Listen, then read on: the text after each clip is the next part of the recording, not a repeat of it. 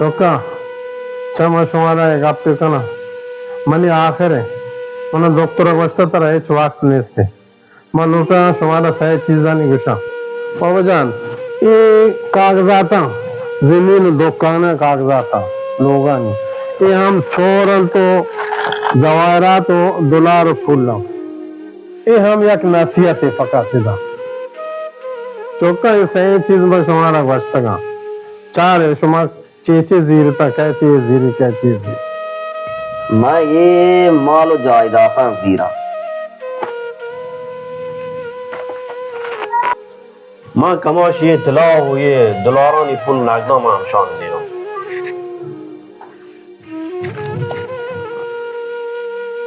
بیچه من پیت نه من از زر و مال لوٹی نه من از جایداد و زمین لوٹی ما فقط ته یکی نصیحت کنم شهر بی که آیم بردم سید ये मारदा चा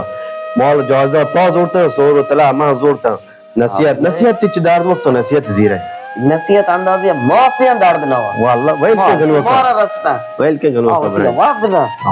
बरे बरे नहीं रही माशा उनसे बेहतर उनका शख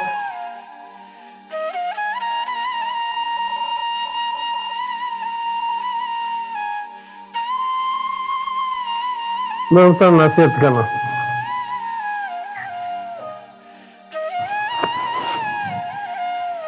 उन पे तरजीह भी उन पे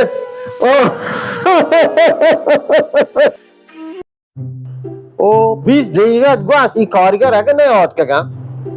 ओ जान के जना घुसाने वो राय दे जल्दी हेलो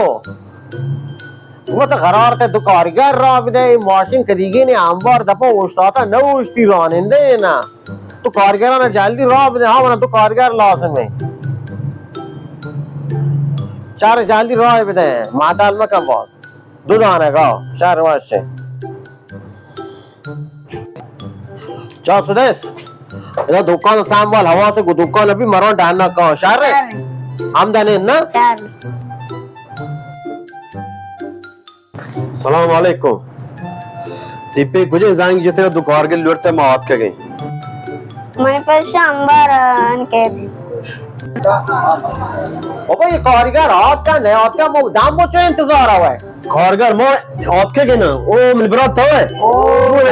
सही चाल है बराबर है स्टोर शो बराबर है टेंट है शो ये 5 साल गौर बीतेगे नशमी जाएंगे नशमी हवे नशमी तवारी कुछ बीतेगे शो आणि शो बुक से चीज लोटे में दोकर शो आते के सामान चीज शो लाजम है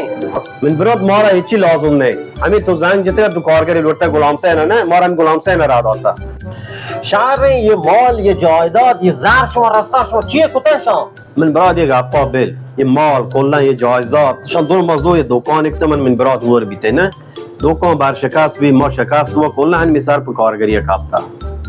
ये मॉल ये जायदाद शो तो बाई انت انسرو कापते په کارګری من بعد يهبرانا بيل ترى هو هيك نستا ये दुकान ये माल ये जायزات ये लोग ये جاگا شان تو کجا آرتا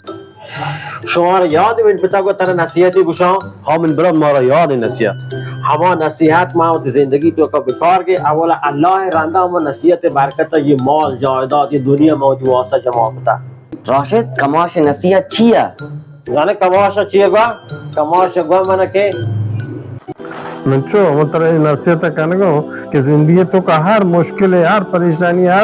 उसी नमाज आलस मद है उसी पंचे टेम नमाज आवा ये नमाज तरह कामयाबी तो का बा ये तमाम मुश्किल दीर का तो कामयाब ही कामयाब है